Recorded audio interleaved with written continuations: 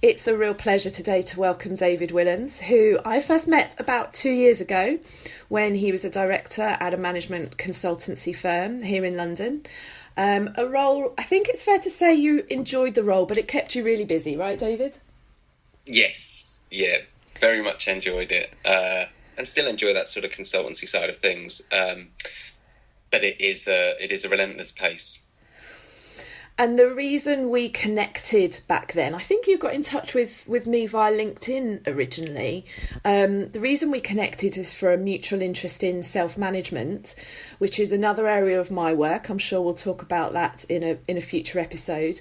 David, can you give us a bit of a lowdown on the consultancy aspect of your work? Because you're still involved in it to a certain extent today, right? Yeah. So today I work part-time, 3 days a week. Doing consultancy for big companies around, it's the simplest way to talk about it is helping them understand what they stand for, why they matter in the world. For some companies that's sort of questions of environmental and social sustainability. For others it's sort of questions of brand and of purpose. But really it's just about that core question of what is it that we do, what do we stand for, that's meaningful in the world. And I help them figure that out and then live that more through their behaviours and decision-making and communications. Which is a pretty big and important question to ask yourselves, I guess. Yeah, but you'd be surprised at how few companies do. And I guess it's just that thing of, once you're established and you're moving and, you're doing something that other people think's worth paying for, and that's coming in and you're working with suppliers and employees and all this sort of thing and shareholders, those sorts of questions get forgotten about. And what tends to happen is that it's only when it's called into sharp focus that companies realise they've forgotten that, and actually they're just, focused on the short term. It's only when employees start saying, I don't really get why I'm here other than the pay, when it's hard to recruit, when customers are starting to ask them more difficult questions, that then companies start to really step back a little bit and think about what that core is. Because when you get clarity on that sort of those core questions, you get much more kind of alignment and sense of motivation, really. And what kind of lifestyle did you have back then? Director of a management consultancy firm, pretty kind of, my perception is pretty high pressure, high intensity sort of work.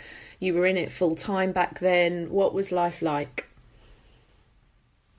Yeah, as you've said, intense, yet full on. It was very difficult to leave work at work, and that's something that I've worked on a lot over the last few years, to develop the sort of habits, rituals, routines to enable myself to leave work with a clear head for spending time with my family and being the best dad I can be, because you can't.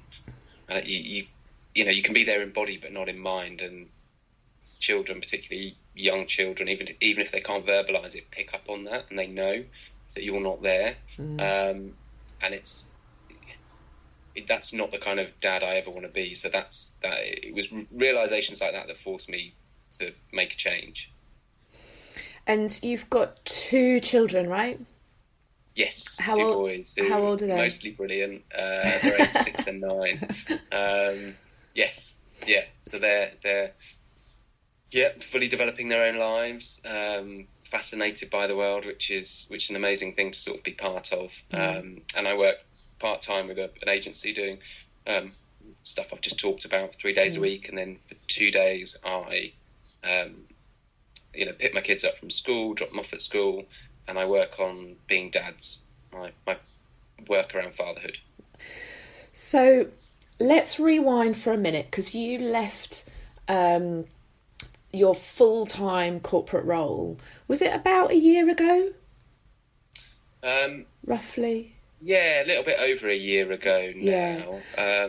And so what was it back then that drove you to sort of leave that kind of lifestyle behind of having a job, working full time? I know it's an area of work that you're really passionate about, but at the same time it must have really felt that you were stepping out of your comfort zone. when you left that. What was it that drove you to do that? Yeah, it wasn't a kind of epiphany, wake up in one morning with a sort of a light bulb over my head or anything like that. It was a sort of steady realization, because of the nature of the work I do in terms of helping people work out, what matters to them, organisationally, etc. I ask those questions of myself on a regular basis, and I realised that I was spending all my time working, doing the consultancy side of things, and the time I was spending with my family wasn't as good as I know it can be, and I also wasn't doing the work I wanted to do on being dads, the sort of fatherhood work I do, and I realised a really good question that I always like to ask myself, probably once a year or so, is if I look back at how I've spent my time over the last year, what am I going to regret if I keep going, spending my time like this? And I realised that I'd regret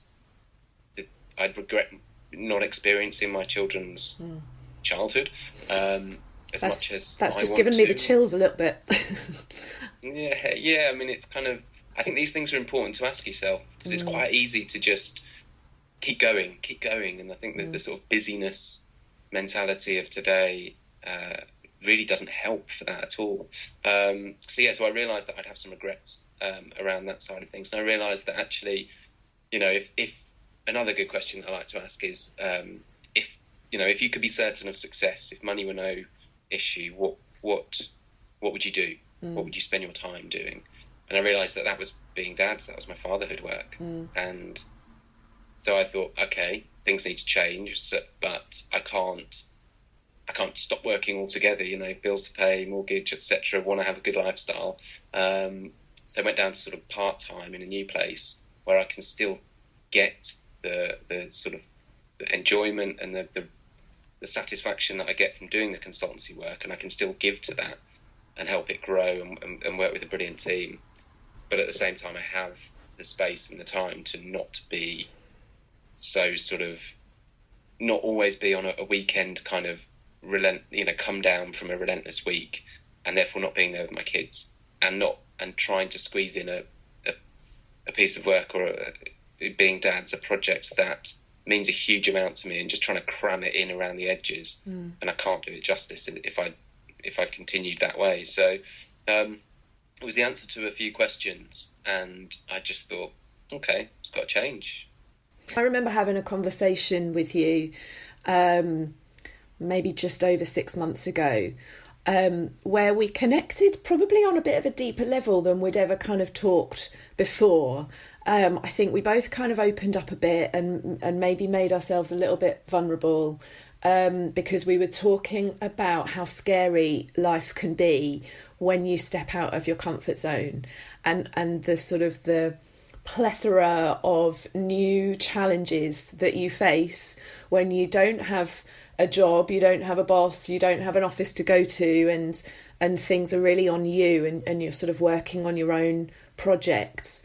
What was that like for you when you did eventually leave full-time work and started pursuing what really sounds like a bit of a kind of dream project for you, being dads, which we'll talk about more in a sec. But what was it like? How, was it scary? What challenges did you face when you did that?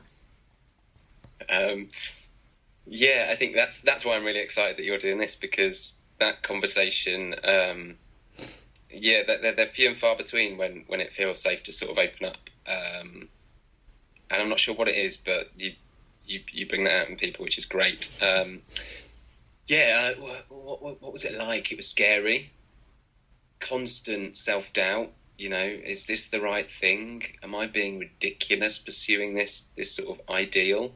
Shouldn't I just kind of knuckle down, get on with it, earn the money, save it, sort the pension out, do all that side of things, just do what we're told to do.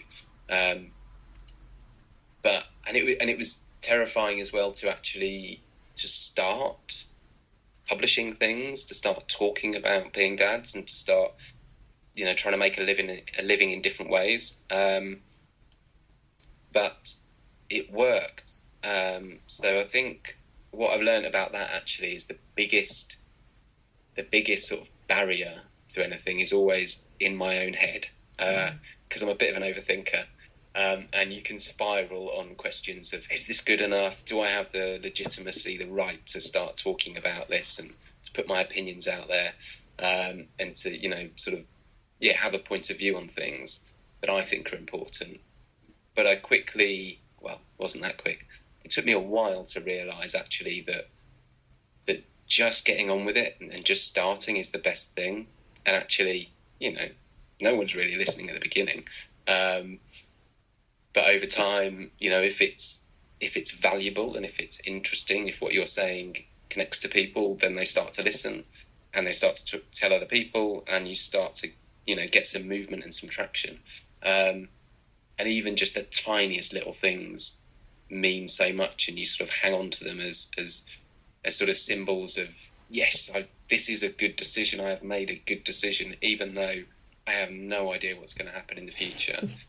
And actually, I've really tried hard to flip that uncertainty from a kind of a sort of a feeling, an idea that induces sort of the threat reaction of like, oh, no, I don't know what's going to happen, therefore I should just go for the safe option, to actually one that's, well, I don't know what's going to happen.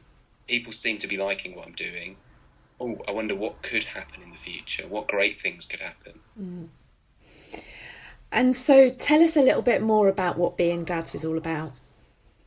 Sure. So I actually started it, I think maybe 4 or even 5 years ago now. I think 4 years ago, when that was a moment of realisation, actually, starting Being Dads. I had a moment, it was a different job, but basically the same sort of thing, different company.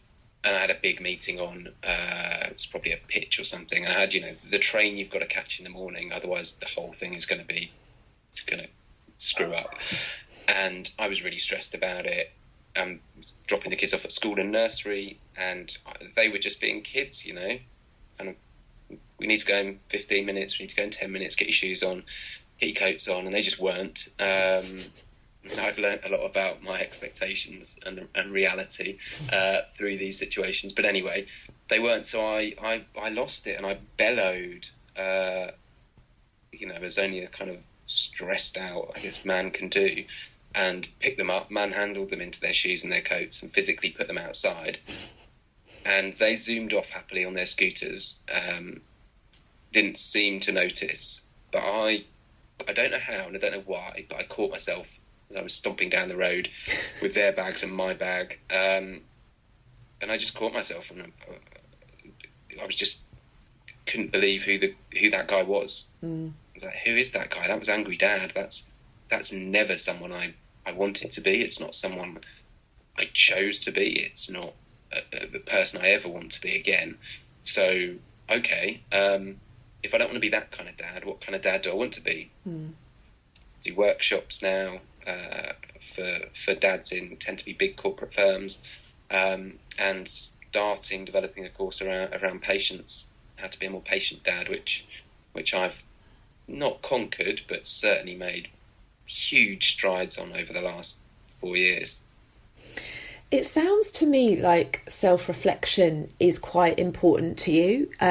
It's something that you mentioned when you sort of came to the decision of leaving full-time employment, about these questions that you ask yourself once a year, and also to be able to catch yourself in that angry dad moment. It does require a certain amount of sort of self-reflection and inner thought and just kind of awareness and noticing of sort of how you're living. How important would you say that is to you? It's just part of who I am. It's not something I've ever consciously sought to nurture.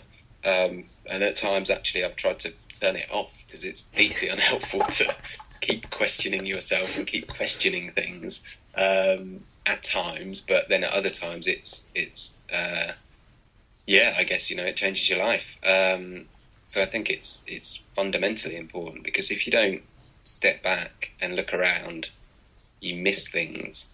If you're not sure, things like, if you're not sure where you're trying to get to in life, then by definition you're never going to get there. So you've got to spend time thinking about what's important, what you want the future to be like, what you're willing to sacrifice in order to get that future, and check you're on track with it once in a while. Otherwise you just meander through life at everyone else's kind of beck and call, in a way, fulfilling their dreams rather than your own. So is this something, I mean, you said it's just a part of who you are. Are there any particular practices that you find yourself doing, or is it just something that you catch yourself sort of doing on a day-to-day basis? I catch myself doing it on a more minute by minute, hour by hour basis. But I've start to put a bit more discipline around it, for want of a better word. So like the sort of regularly, annual type questions has been really helpful.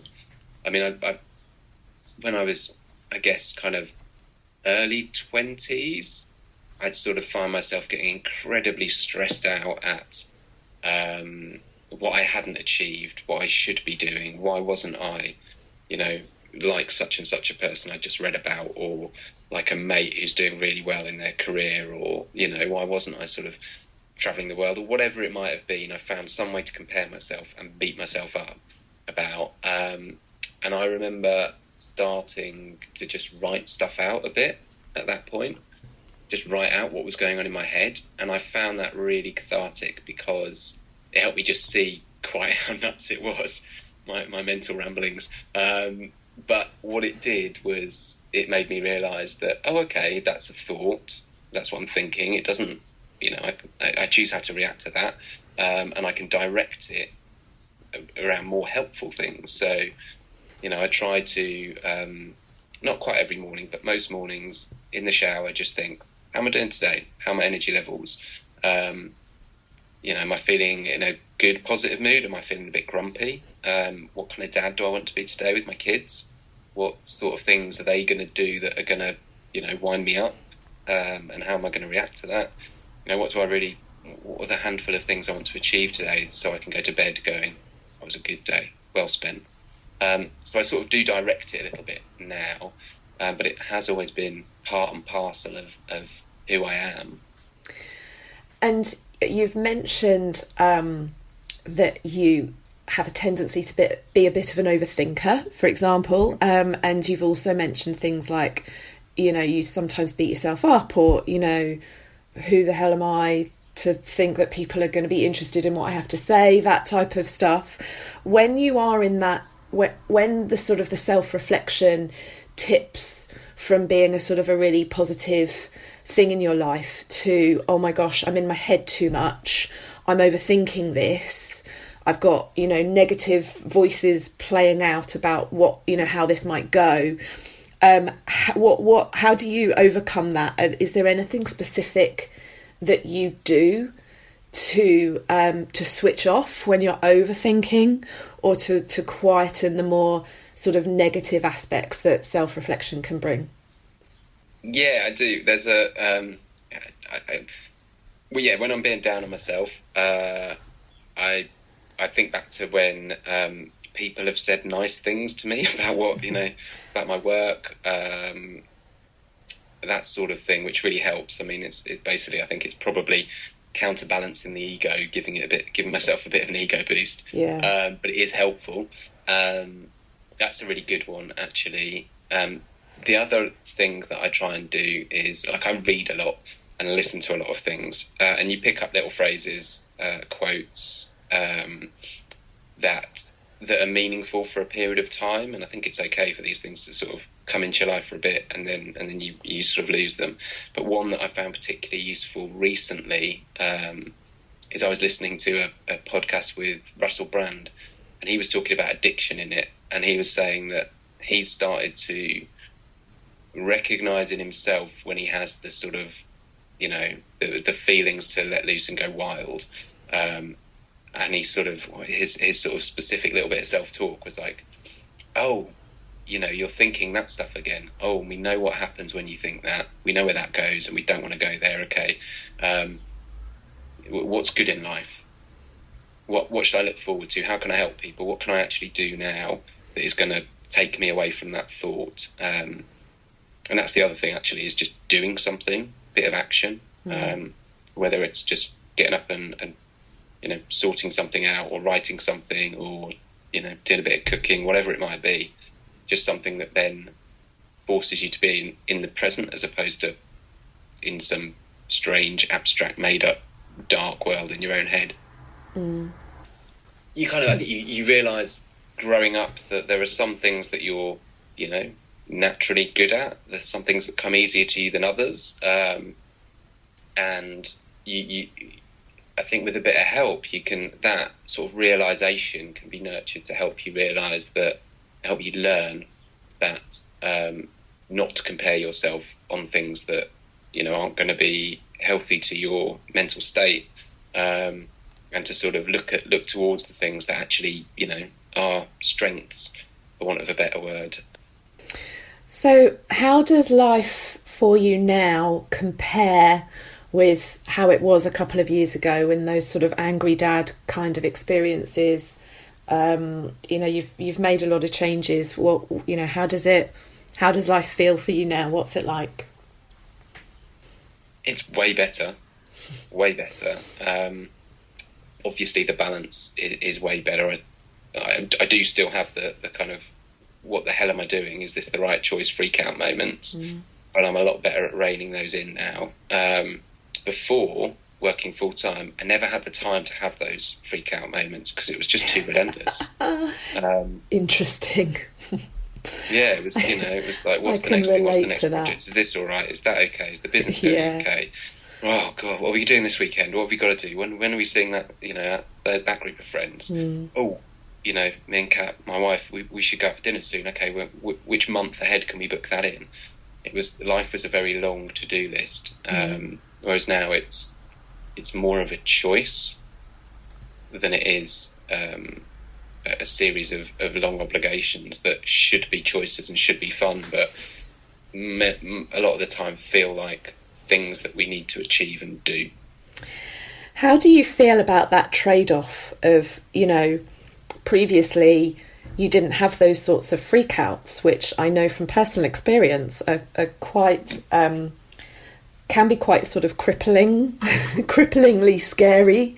So, the trade-off of living a sort of lifestyle where you don't go through that, versus experiencing those sorts of, oh my gosh, what on earth am I doing kind of moments now, but having more time, living more in the moment.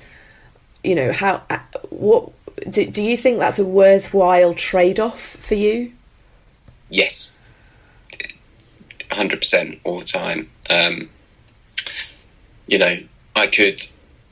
I could choose to sell my other 2 days that I don't work for a business and earn more money, and that would be nice if I choose to define success and status by having things. I interviewed a granddad a while ago, a year and a half ago, maybe 2 years ago now actually, and he said something to me that I remember, and it comes back into my head once a week at least. And he said to me, there's a last time for everything. When you've got kids, there's a last time they'll hold your hand. There's a last time they'll come and sit on your lap. They'll give you a spontaneous cuddle. They'll run up to you and give you a kiss. There's a last time for all that stuff, so enjoy it because they grow up. And that for me, I come back to that and I think there's nothing more important than time. My kids are 6 and 9. I know from having spoken to other dads that when they hit kind of 12, 13, their sort of orientation shifts away from their parents and more towards their peers. And then they hit teenage years, and then they go off to university, potentially, or they get a job, whatever, they move out of home. And that's it. That time's gone. It will never come back again. I choose time with my family, and that means quality time where I'm not rushing backwards, forwards, have a million other things flying around my brain. I choose that time every day over stuff, because there's a treadmill, right? You do school, you do college, sixth form, you go to university, you get a job, you work your way up, you retire, you have free time. That's the kind of the traditional path we're taught. Yet that's not what's kind of advanced society over the years. That's not what's valuable. What's valuable is doing stuff that is meaningful to you, and contributing and making sure that work is fulfilling. It doesn't feel like I'm sort of counterculture or sort of swimming against the tide. It just feels like I've made a different choice. So, given everything that you've done, lessons you've learned along the way, etc., what would you say to your younger self? What message would you give? I've thought about this question a lot. I would tell him to keep doing what he's doing, to be mindful of how you're thinking, and to try and understand what it is that brings you a sense of satisfaction and joy and happiness. Because I think growing up is a process of self-discovery. I think you're learning about yourself and what you like and all this kind of stuff and what you're good at and where you get satisfaction. And I think for quite a long time I didn't think about that stuff. I just sort of did what you're supposed to do. Go to university, go out a lot, go and have fun, drink a lot, do a bit of work, get by, go get a job. It was only after university that I really started to question what was important, what I wanted to do, what mattered to me.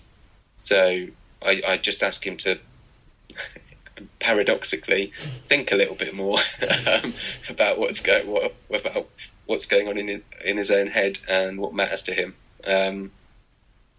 but perhaps not to overthink it. So it'd be confusing for the little lad, but hopefully it'd be meaningful. And do you think you're now living life the kind of way your younger self would have designed it for you? No.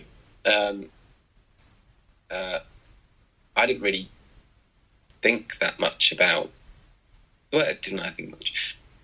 Yeah, I mean, I thought a bit about, the normal stuff. What sort of man might I be? It was very surface level, actually, thinking back, where might I live? What kind of work would I do? What sort of car would I drive? These kind of things. But it never went much deeper than that, really. So I think he'd be happy and proud of me because the work I do is good work. I'm living a decent life.